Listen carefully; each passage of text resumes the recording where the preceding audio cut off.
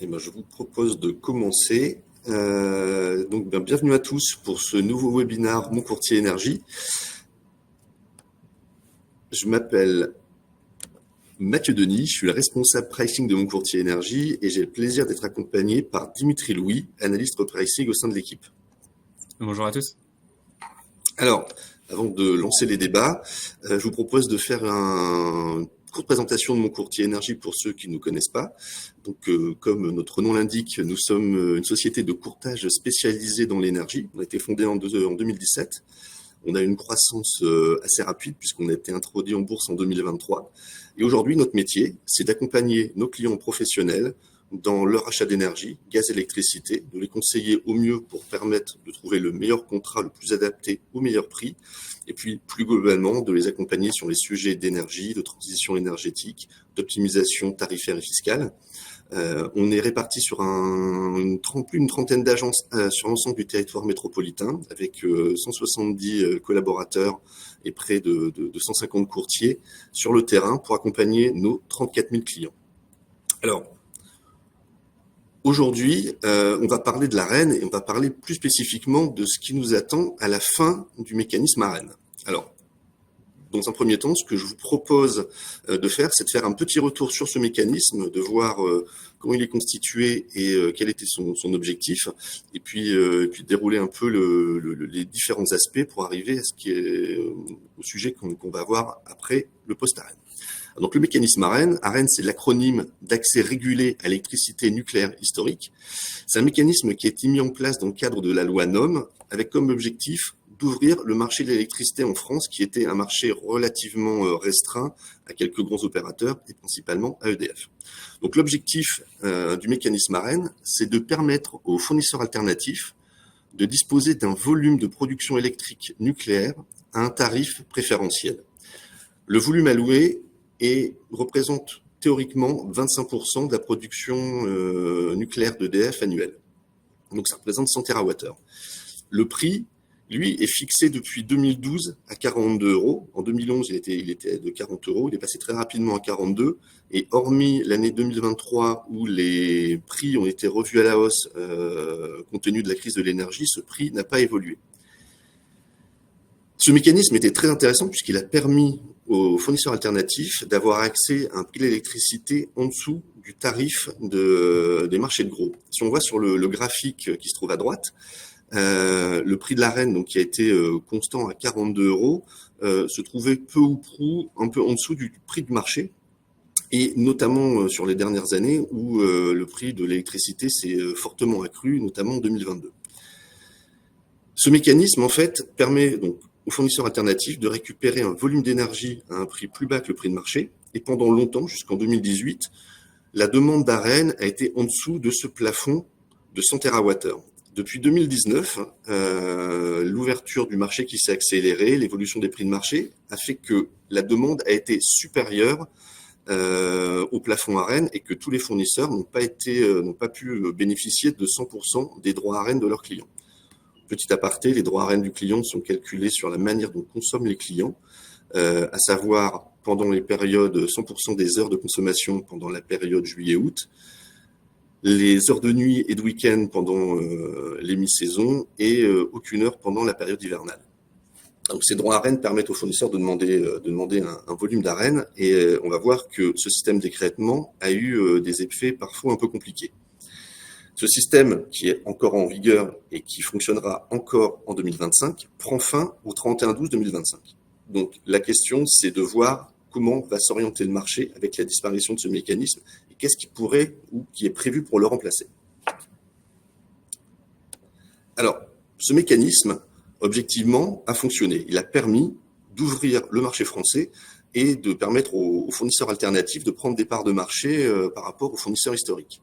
C'est un mécanisme qui donnait de la sécurité dans l'approvisionnement pour les fournisseurs, avec un volume prévu et un montant prévu.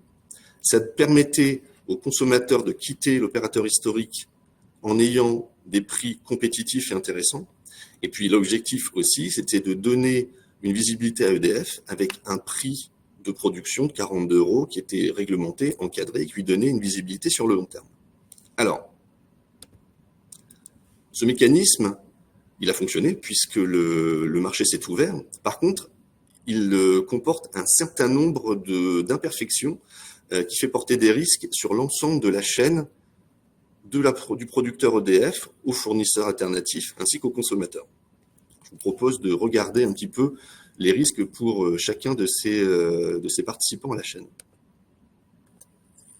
Donc, comme Mathieu le disait, c'est un mécanisme qui a été imparfait. Donc, c'est un mécanisme, comme on a dit, qui comportait des risques, notamment sur les offres AREN qui ont pu subir des évolutions. Donc, en tout cas, trois majeures évolutions qu'on va citer plus bas. La première serait que le prix de vente vendu aux fournisseurs alternatifs, il a été convenu qu'il pouvait évoluer. Donc, il a évolué une première fois pour passer de 40 à 42 euros en 2012. Et une seconde fois, plus récemment, pendant la crise énergétique, en 2022, où il est passé de 42 euros à 46,50 € uniquement pour le supplément d'AREN qui a été fourni, donc les 20 TWh en supplément pour endiguer un peu cette crise de l'énergie. Le deuxième, c'est que les volumes des 100 TWh sont dépassés.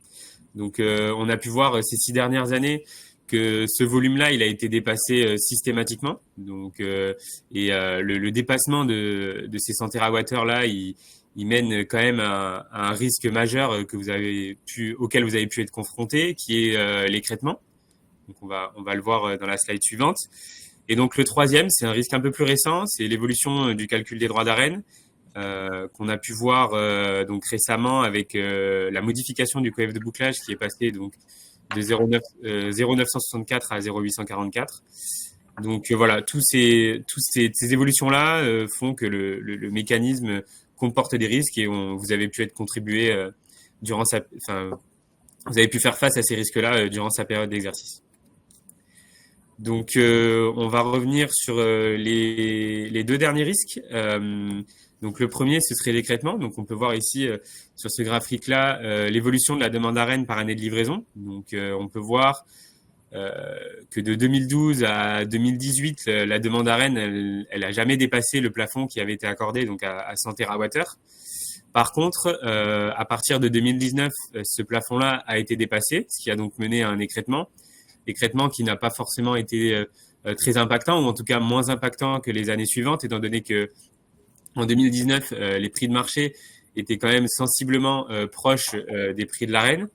Par contre, à partir de 2020, à partir de la crise, donc du moment que la demande a dépassé les 100 TWh, on peut voir qu'on a eu des écrêtements un peu plus importants avec des prix de marché qui, pour le coup, l'étaient encore un peu plus. Donc en 2022 par exemple, prenons l'année où l'écrêtement a été le plus fort, l'écrêtement il a pu avoir un impact en moyenne sur cette année-là de 100 € par mégawattheure sur vos factures, donc, ce qui est quand même assez important. Donc ça c'est pour le risque de l'écrêtement. Pour le risque des droits d'AREN, comme vous voyez, donc en 2024 on pourrait croire que la demande AREN, elle a quand même drastiquement baissé par rapport aux années précédentes. Donc, prenons 2022-2023. Donc, l'écrêtement, du coup, de fait, il a également pas mal baissé. Mais cette baisse-là, elle est principalement due donc à la modification du coef de bouclage. Et du coup, au final, la demande AREN est restée telle quelle. Donc, si on le rapporte au même coefficient de bouclage qui est celui de 0,964, en gros, 2024 est équivalent à l'année 2023. Donc, on aurait eu une demande AREN qui est proche de celle-ci et un écrêtement qui est aux alentours des 32,50, quoi. Donc au final, la demande n'a pas réellement bougé. Les fournisseurs alternatifs ont toujours fait le même type de demande. Donc voilà pour ces risques-là. Il nous a convenu bon, avant de parler du reste, de vous faire un point sur l'année qui va arriver, donc avec peut-être l'écrêtement qui va arriver en fin d'année. Donc ce qu'on peut constater aujourd'hui, ou en tout cas en ce début d'année 2024, c'est qu'on a eu une baisse des parts de marché d'EDF, donc une augmentation significative des parts de marché des fournisseurs alternatifs. Ce qui pourrait donc nous laisser à penser que la demande AREN sera certainement supérieure à celle qu'on a pu avoir en 2023. Donc à voir, on verra de toute manière en fin de cette année. On a également un marché de gros qui pour les années 2025 aussi toujours bien au-dessus du prix de l'arène, donc au-dessus de 42 euros. On est aux alentours pour le produit calendaire 2025 sur le baseload, on est aux alentours de 70 euros. Et donc ces deux constats-là nous laissent donc à penser que on aurait un écrêtement probablement plus ou moins important que celui de l'année 2023.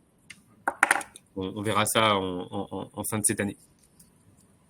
Alors, on a vu ici que c'est un mécanisme donc, qui comporte qui a comporté des risques pour les clients et pour certains, malheureusement, en 2022, l'impact a été très fort.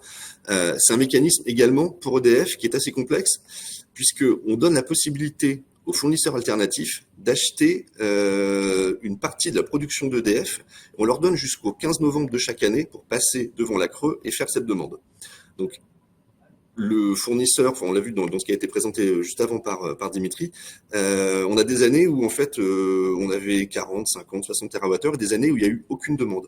Donc ça donne très peu de visibilité pour EDF et ça permet surtout aux fournisseurs d'arbitrer entre le plus intéressant entre le marché et l'arène. Donc ce manque de visibilité est assez pénalisant pour EDF qui ne sait pas comment écouler une partie de sa production.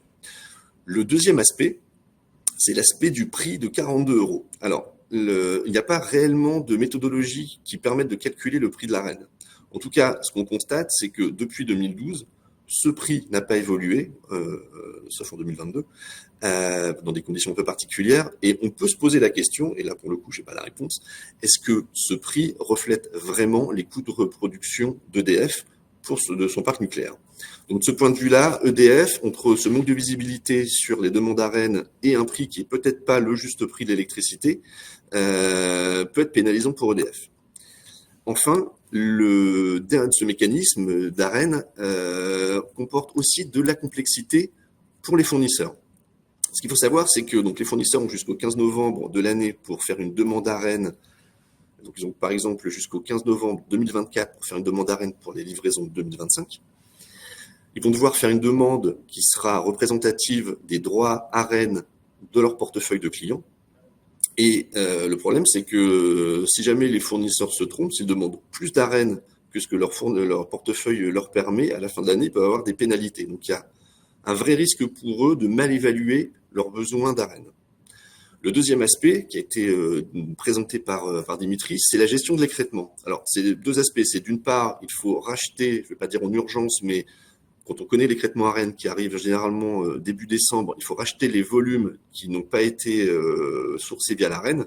Donc, acheter un volume complémentaire sur le marché à un moment où tous les fournisseurs font la même démarche. Donc, il faut l'anticiper, il faut contractuellement prévoir vis-à-vis des clients les clauses pour faire ce rachat. Et puis, le dernier aspect, qui n'est pas des moindres, c'est que vous avez vendu 1, 2, 3 années en avance un prix intégrant de l'arène à votre client. Et là, au moment de la livraison, vous expliquez à votre client que le prix que vous lui avez vendu contractuellement, même si vous aviez prévu et expliqué que le prix pouvait évoluer dans le cadre réglementaire de l'arène, vous avez une augmentation du prix et il va falloir expliquer, faire de la pédagogie et gérer pas mal de mécontentement et d'incompréhension de la part de son portefeuille de clients. Et ça, c'est un vrai sujet qui est difficile pour les fournisseurs. Donc, même si le mécanisme a bien fonctionné, on voit qu'il peut poser des problèmes à l'ensemble des acteurs et on arrive de toute façon à la fin de son cycle de vie et il va falloir réfléchir à la suite.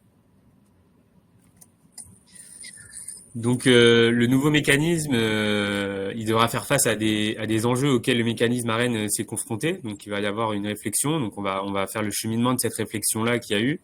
Donc premièrement, il y a eu un conflit entre la Russie et l'Ukraine qui a eu pour effet d'arrêter l'arrivée du gaz russe via Nord Stream 1 chez nous. Donc cette action-là, elle a eu pour effet aussi de créer une crise énergétique. Donc, comme on a pu voir en 2022, les prix de l'énergie ont pour tout le monde été assez importants et pour certains ont eu des impacts tout autant importants. Donc ce point-là a donné que la Commission européenne a cherché à réformer le marché européen, donc pour faire face à cette crise de l'énergie qu'on a pu avoir donc récemment. Donc c'est ces réflexions qui se sont enclenchées à ce moment-là.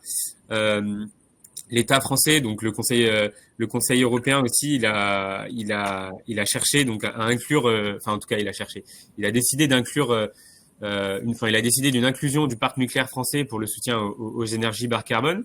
Donc, en tout cas, l'Europe a commencé à faire ces réflexions-là. Et donc, c'est du constat de tous ces faits que sont nées les hypothèses du mécanisme post-ARENH. Et donc, on va chercher à avoir des réflexions sur le marché français, ou en tout cas sur ce post-ARENH-là, pour essayer de trouver des solutions aux problématiques qu'on a eues récemment avec l'envolée des prix. Oula. Donc le mécanisme ARENH, il va tenter donc de répondre aux enjeux initiaux de l'ARENH. Donc il y a 3 enjeux qui quand même se démarquent. Donc le premier, ça va être de préserver l'intérêt du consommateur et de notre industrie. Donc pour ce faire, ça va être de chercher à garder cette compétitivité qu'il y a entre tous les acteurs et chercher aussi une certaine sécurité en termes de prix pour éviter qu'il y ait des envolées de prix comme on a pu voir précédemment. Le deuxième, ce serait de préserver l'intérêt d'EDF. Donc, comme Mathieu l'expliquait, quid du réel coût de production du parc nucléaire d'EDF. Donc, est-ce qu'on se rapprochait des 42 €? Donc, il faudrait rendre viables les investissements donc actuels sur le parc actuel nucléaire français et donc aussi permettre à EDF d'investir dans de nouveaux moyens de production qui pourraient nous permettre d'avoir un peu plus de production à allouer derrière. Et le troisième, donc qui va un peu avec le deuxième, ce serait d'inciter EDF donc à produire plus. En retrouvant des niveaux de production donc historiques. Justement, ce serait peut-être en ayant des prix de marché de gros, donc des prix de vente d'EDF qui se rapprocheraient plus des coûts de production, des coûts de leur production pour justement les inciter à vendre derrière.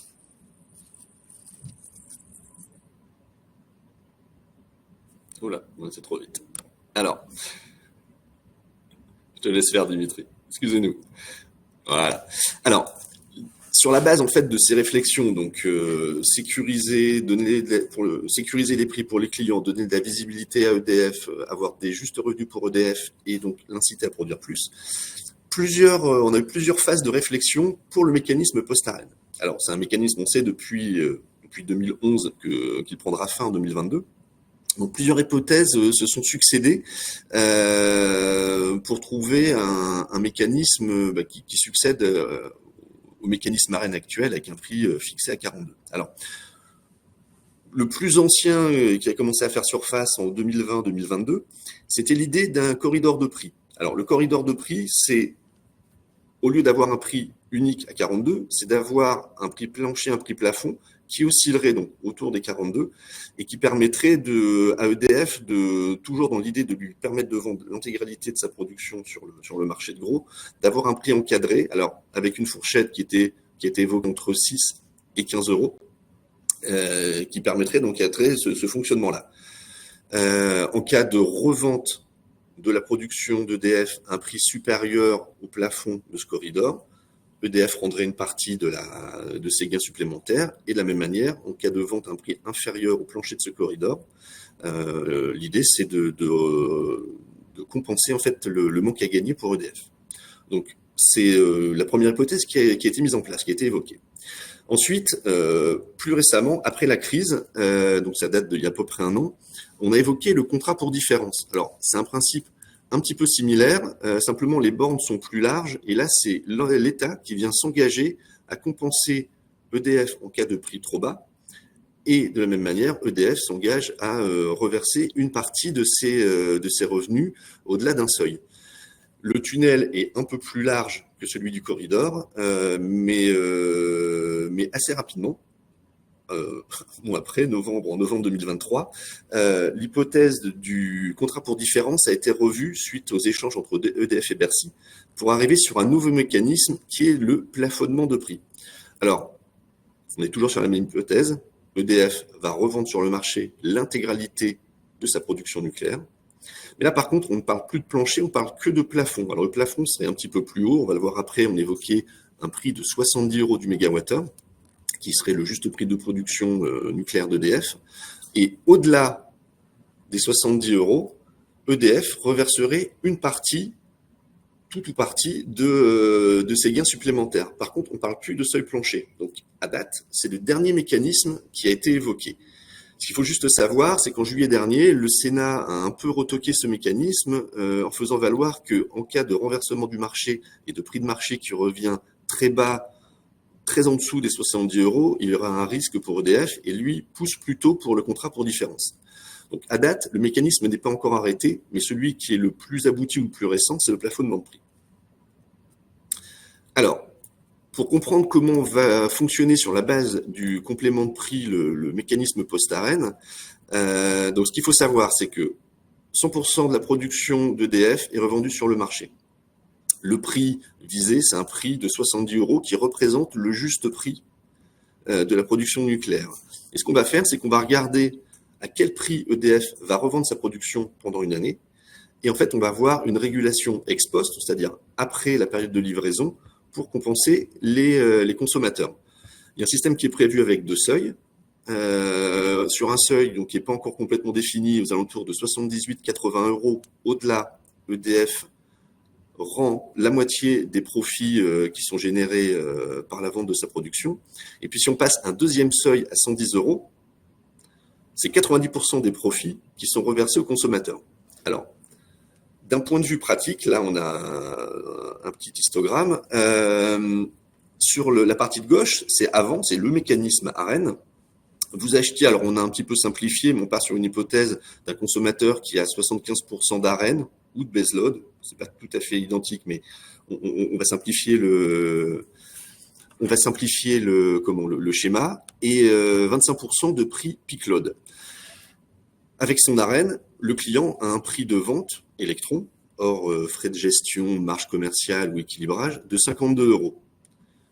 Malheureusement, quand on a un écrêtement, on ne va plus avoir la totalité de son ARENH, on ne va plus avoir que 50% de son volume de consommation à l'ARENH, et le reste, qui est en orange, va être acheté sur le marché à un prix plus élevé. Avec l'ARENH, pour schématiser, on avait au départ un prix minimum, qui était le prix avec 100% de ses droits ARENH, et puis, en fonction de l'écrêtement, on pouvait avoir un prix qui augmentait. Là, on est sur un cas où le prix prend à peu près 6 €.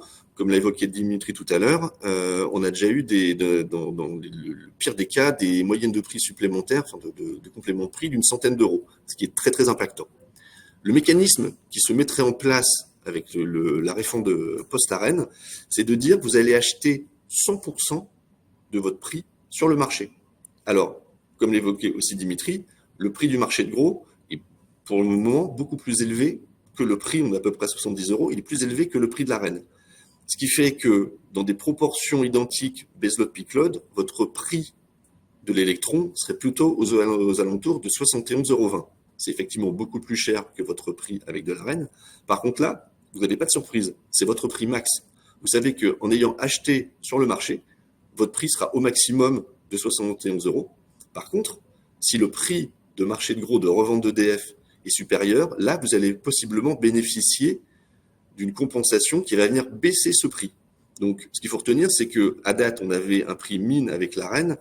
Potentiellement, avec le mécanisme, on aurait plutôt un prix max.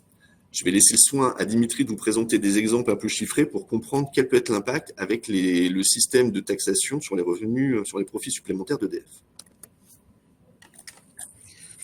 Du coup, à la suite du schéma qu'on a pu voir sur la slide d'avant, on a essayé de schématiser un peu différents hypothèses, en tout cas différents seuils d'activation.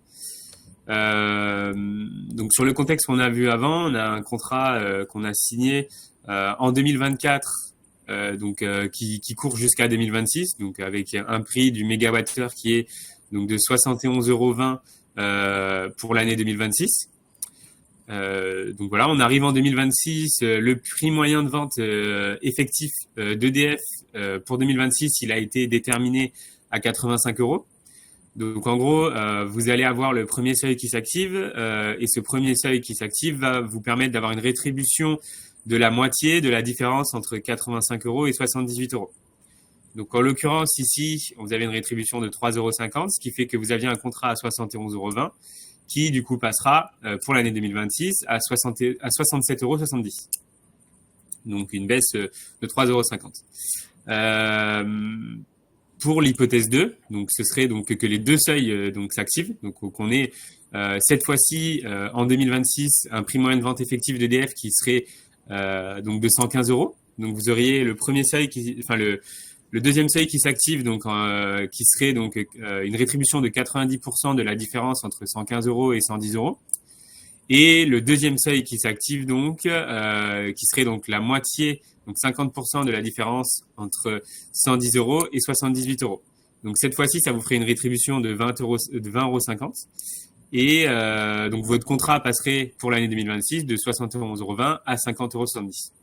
Donc on peut voir que, comme Mathieu le disait, on connaît notre prix max, mais cette fois-ci, chaque année, en fonction du prix moyen de vente effectif d'EDF, vous pourrez avoir une rétribution et donc connaître votre prix mine, le cas échéant, l'année même. Alors, ici, on a l'illustration du mécanisme tel qu'il a été expliqué jusqu'à aujourd'hui. Malheureusement, on a encore un certain nombre d'inconnus dans le mécanisme post-arène.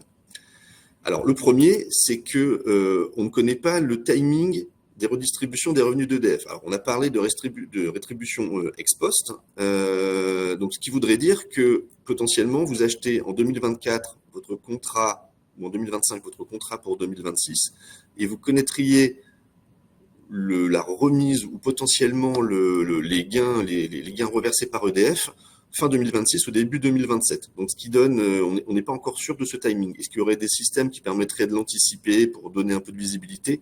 Ça, on l'a pas. La deuxième inconnue qui est très importante, c'est que on parle de prix de revente d'EDF sur le marché supérieur à ses coûts de revenus. Mais on n'a pas encore précisément les modalités de calcul, à savoir quel serait l'indicateur de marché. Est-ce que c'est des prix forward? Est-ce que c'est une moyenne? Est-ce que c'est du spot? On n'a pas vraiment de visibilité dessus, donc c'est difficile de dire comment va être calculé ce montant. Et le deuxième aspect qui est compliqué, c'est qu'on ne sait pas si effectivement il y a une somme en euros qui doit être reversée par EDF. On ne sait pas comment elle sera reversée à chaque consommateur. Est-ce qu'on va diviser cette manne par l'ensemble des consommations de tous les consommateurs, ou est-ce qu'on va pondérer cette répartition un peu sur le modèle de l'AREN en disant les consommateurs qui ont la consommation la plus linéaire est-ce qu'ils vont eux bénéficier de plus de reversement qu'un consommateur qui a plus de consommation avec de l'électricité en pointe. Donc ça, c'est le deuxième aspect. Et puis, les deux étant un peu liés, comment est-ce qu'on peut donner de la visibilité pour le consommateur, sachant qu'il aura effectivement son prix max, mais ce qui peut anticiper un montant de reversement, comment ça va être mis en place à la fois vis-à-vis d'EDF dans le reversement pour les consommateurs, et aussi comment vont se situer les fournisseurs à l'intérieur de ce mécanisme. C'est un peu les trois incertitudes qu'on a sur la mise en place du mécanisme post-arène. Et puis il y en a une dernière qui est un peu liée à la remarque qui a été faite par le Sénat. C'est que se passe-t-il si on a un prix de marché qui est très bas et qui met en difficulté EDF? Dans ce cas-là, la question c'est est-ce qu'il y aurait un mécanisme alternatif, ou est-ce qu'on va revenir un peu à ce qui a été présenté ici et qu'on va mettre un contrat pour différence? Donc on a encore beaucoup d'incertitudes, enfin un certain nombre d'incertitudes, mais néanmoins, on a des vraies opportunités quand on regarde le mécanisme qu'on avait auparavant avec l'AREN, avec les risques qu'il comportait, et ce mécanisme-là qui potentiellement est plus sécuritaire.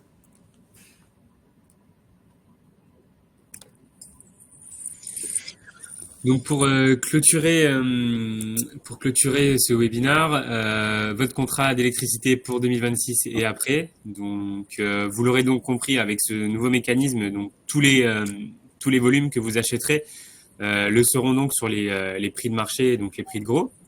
Il n'y aura plus de composantes à 42 euros, donc les prix devraient quand même un peu augmenter. Cette fois-ci, donc il n'y a pas réellement de frein pour vous d'acheter maintenant, étant donné que vous connaissez déjà les prix de marché de gros pour 2026, qui du coup, eux, le seront sans écrêtement cette fois-ci. On voit aussi que la tendance sur les produits long terme, ou en tout cas la tendance depuis quelques mois, elle est assez baissière, même si ça reprend un peu ces derniers jours. Et cette fois-ci, donc il y aura uniquement les fondamentaux de marché qui viendront définir votre prix, et non plus un aspect réglementaire comme on a pu voir avec l'AREN. Donc voilà, pour finir, je pense que avec ces nouveaux mécanismes, en tout cas, comme on a pu vous l'exposer, aujourd'hui, vous connaîtrez un prix max et vous aurez une rétribution. Donc, vous pourrez établir un budget à ce niveau-là, alors qu'avant, on avait un prix min. Donc, à vous de voir ce que vous souhaitez faire. Voilà, on revient dans des niveaux de marché qui sont ceux qu'on avait connus avant la crise. Est-ce que ce seront les plus bas? On ne sait pas. Mais on sait qu'aujourd'hui, effectivement, vous avez la possibilité d'ores et déjà de sécuriser vos consommations relativement loin, 26, 27, 28, avec un risque réglementaire faible et potentiellement un mécanisme qui sera plutôt favorable. Donc, de notre point de vue, il n'y a aucun frein au fait d'ores et déjà d'anticiper si vous considérez à date que le prix de marché représente le bon coût d'électricité et vous permet de continuer votre activité de production, votre activité professionnelle dans des conditions intéressantes et raisonnables économiquement. Je vous propose de passer à une session de questions-réponses.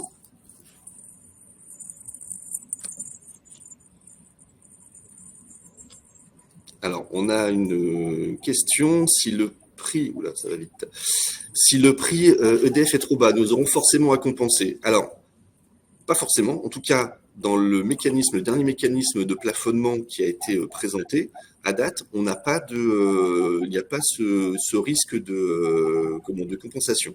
Le risque peut exister dans le contrat pour différence, mais à date, c'est pas le mécanisme qui est le plus avancé. Et dans tous les cas, on ne connaît pas forcément les seuils à partir duquel il y aurait une compensation.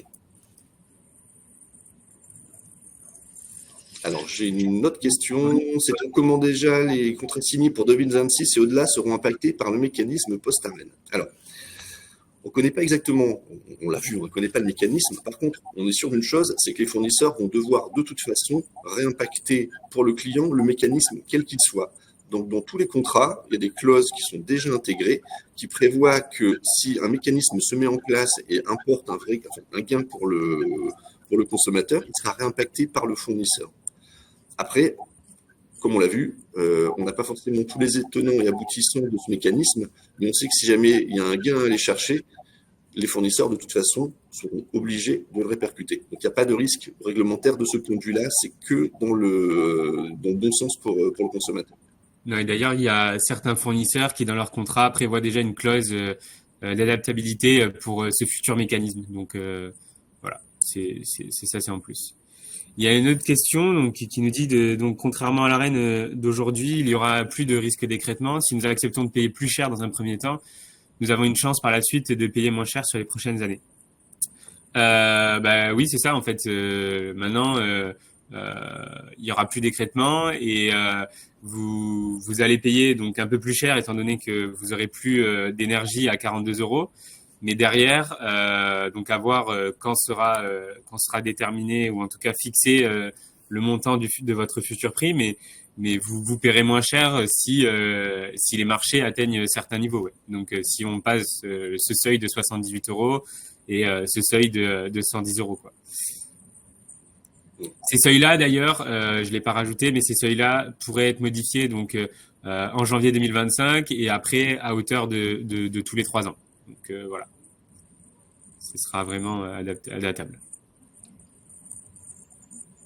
Alors, une autre question, comment ça va se passer pour les contrats engagés avant suppression de l'AREN? J'ai un contrat AREN jusqu'en 2027. Alors, C'est pas tout à fait vrai. Vous avez un contrat qui court jusqu'en 2027 et qui intègre dedans au moins l'année 2025 où vous avez de l'Arenh. Par contre, de toute façon, les fournisseurs, quoi qu'il arrive, quand ils ont fait ce contrat, enfin, votre fournisseur, quand il a fait ce contrat, pour 2026 et 2027, il n'y avait plus d'Arenh.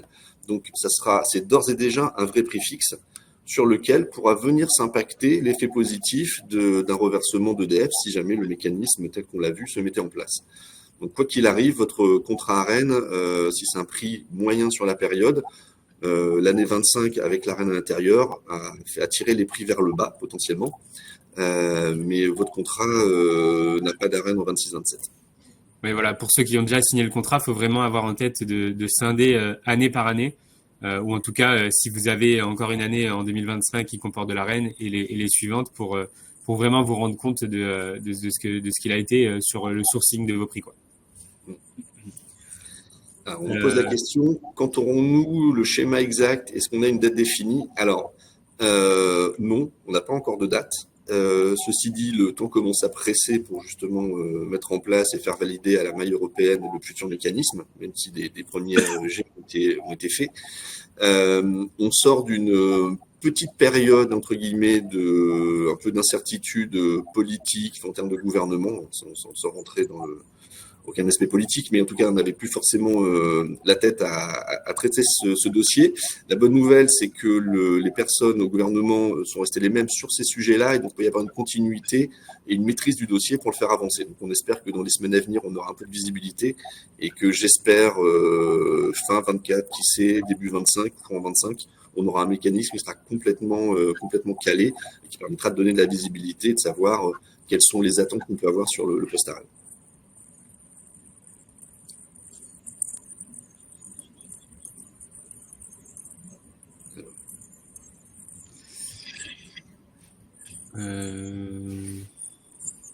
Alors, on a une question. Un contrat signé en 2024 pour 3 ans à compter du 1er janvier 25 sera-t-il impacté? Alors, c'est un peu la même question que ce qu'il y avait tout à l'heure. En 2025, vous aurez votre prix avec de l'Arenh. 26-27, vous n'aurez plus d'Arenh. Et si jamais le mécanisme vous permet d'avoir une rétrocession de la part d'EDF, vous en bénéficierez. Il y a une autre question qui, du coup, parle que on n'aurait que des effets positifs sur des contrats qui seraient fixés du coup en post-Arenh, étant donné qu'on connaîtrait notre prix max. Est-ce qu'on pourrait avoir des effets négatifs? À ce stade, les effets négatifs ils sont quand même assez moindres. Il y a un contexte qui pourrait être négatif, c'est celui où aucun seuil serait dépassé et donc il y aurait aucune rétribution. Donc encore une fois, voilà, vous connaîtrez votre prix max que vous paierez, mais vous aurez derrière aucune rétribution qui sera faite a posteriori, quoi. Donc je dirais que c'est le seul effet négatif que je vois en tout cas sur ce point. L'aspect, alors le seul aspect négatif, mais on l'a évoqué, qui est pas dans la dernière version du mécanisme, c'est-à-dire le plafonnement. Le seul risque, c'est d'avoir un contrat pour différence, en tout cas un seuil bas, qui impliquerait une compensation pour EDF. C'est pas ce qui est pour l'instant dans les tuyaux, ça peut revenir, et effectivement, il faudra regarder. Mais dans tous les cas, pour moi, le sujet, c'est à date, quoi qu'il arrive, on a la possibilité d'acheter son électricité au-delà de 2025 à des prix qui sont redevenus compétitifs, même sans bénéficier de l'Arenh. De toute façon, il faut se dire que l'Arenh, le 42 €, c'est fini malheureusement, ça n'existera plus. Mais maintenant, on aura des contrats plus sécurisés, et que d'ores et déjà on peut se positionner sur des prix pour des échéances assez lointaines de manière sécure.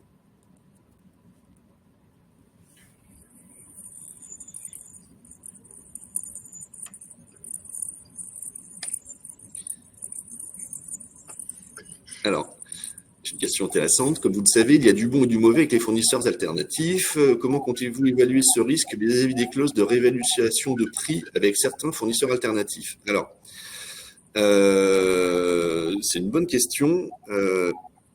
on ne connaît pas encore le cadre réglementaire qui va impacter les fournisseurs alternatifs. C'est à savoir est-ce que vous pouvez garder une partie de la rétrocession d'EDF? Est-ce que vous pouvez faire des avances? On n'a pas de vision là-dessus.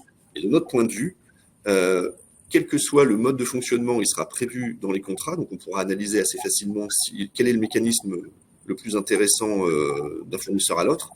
Et de mon point de vue, je pense que le cadre réglementaire va imposer aux fournisseurs alternatifs de reverser à 100% ce qui doit être perçu par le client. Donc je pense qu'on aura la possibilité très finement de voir, de s'assurer que les clients vont bénéficier de la rétrocession d'EDF, si jamais il y en a une.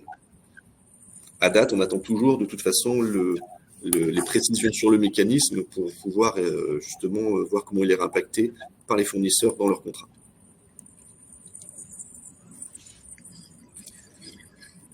Il y a une autre question. L'intérêt ne serait-il pas de souscrire un contrat avec EDF à prix fixe sur une durée longue pour limiter les risques de variation?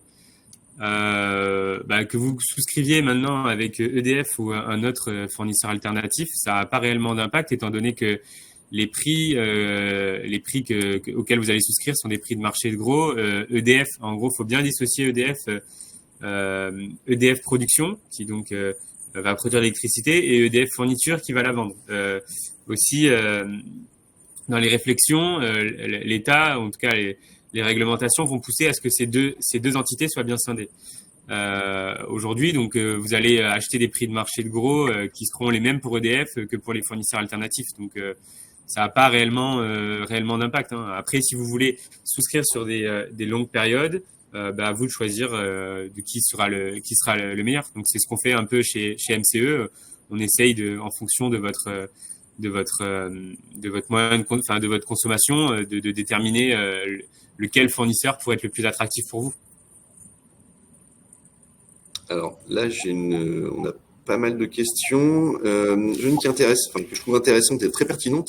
Le tarif aujourd'hui est aux alentours de 75 €. Y a-t-il un intérêt à acheter aujourd'hui pour un contrat débutant au 1er janvier 26? Alors, ce qu'il faut dissocier, donc le prix en fait qu'on voit aujourd'hui, le prix sur le marché de gros pour le baseload en 26, il est plutôt à 65 €. C'est plutôt les prix 24 et 25 qui sont à 75. Si vous pensez que 65 €, c'est pas un bon prix, que c'est un peu cher et que ça peut baisser, effectivement, ça peut être pertinent d'attendre. Néanmoins, le prix de 26, il peut remonter dans les semaines à venir à 70, 75, 80 €. Ça, on ne sait pas. Malheureusement, on ne peut pas l'anticiper. Ce qui est sûr, c'est que si vous l'achetez aujourd'hui au prix de marché à 65, vous avez sécurisé votre baseload à 65 €. Et que si le marché en 2026, pendant la revente d'EDF est supérieur à 80 €, là, potentiellement, ça viendra à réduire votre prix. Je pense qu'il faut bien séparer cet aspect-là. Si vous pensez que le prix d'aujourd'hui pour 2026 est pertinent, alors il ne faut pas hésiter à souscrire. Si vous pensez que ça peut baisser, effectivement, vous pouvez attendre. Mais vous avez toujours le risque d'une remontée des prix.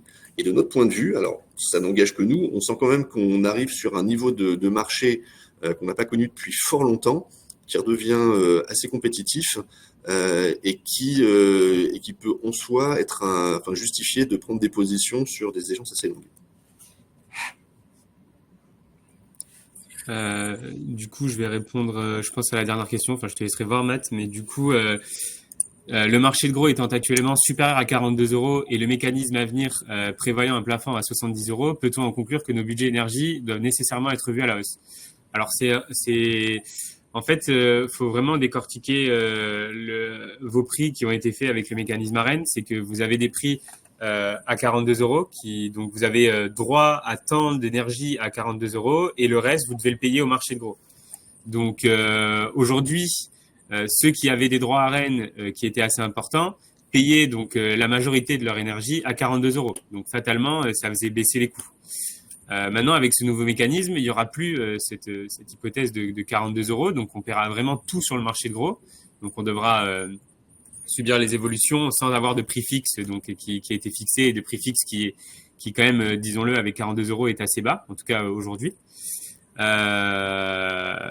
Et donc aujourd'hui, on aurait des plafonds ou en tout cas un prix visé qui serait aux alentours de 70 € avec des seuils d'activation, avec des prix plafonds qui permettraient donc des seuils d'activation qui permettraient d'avoir une rétribution. Donc fatalement aujourd'hui, comme vous aurez plus d'énergie qui sera vendue à 42 € et que vous devrez subir les prix de marché de gros, en tout cas dans le contexte actuel, ça fera forcément une hausse.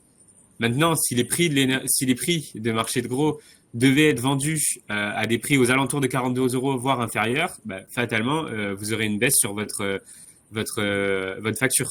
Maintenant, c'est comme Mathieu le disait aussi, il faut aussi voir que EDF puisse vendre son électricité à hauteur de ses coûts de production.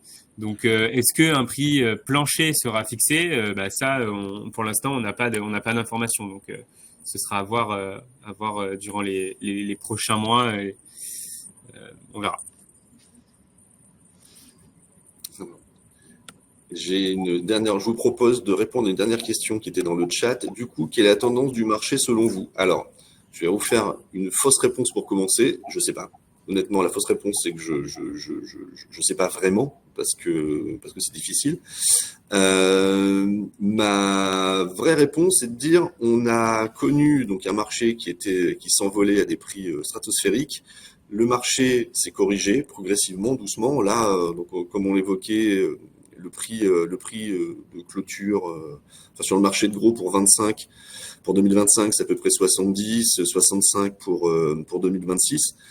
Si on considère que le prix de production qui a été évoqué par EDF de 70 €, avec un marché équilibré, une production suffisante et un environnement géopolitique un peu plus stable, en tout cas avec un peu plus de visibilité, potentiellement, je pense qu'on commence à être sur des niveaux de prix qui sont assez pertinents et qui représentent le coût de production, ou en tout cas le coût de l'électricité. C'est mon analyse, ça n'a rien de je n'engage personne là-dessus à part moi-même. Et donc je pense que les prix sont assez cohérents.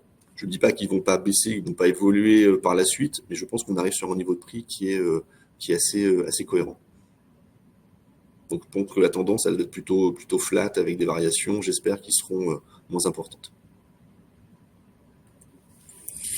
Donc si Mathieu, tu as fini, je pense qu'on va clore ce webinaire maintenant. Si vous avez d'autres questions, ou en tout cas s'il y a des questions auxquelles on n'a pas répondu, il y a un lien qui va s'afficher normalement et vous pourrez poser ces questions-là. Donc on reviendra vers vous en répondant à ces questions donc par écrit.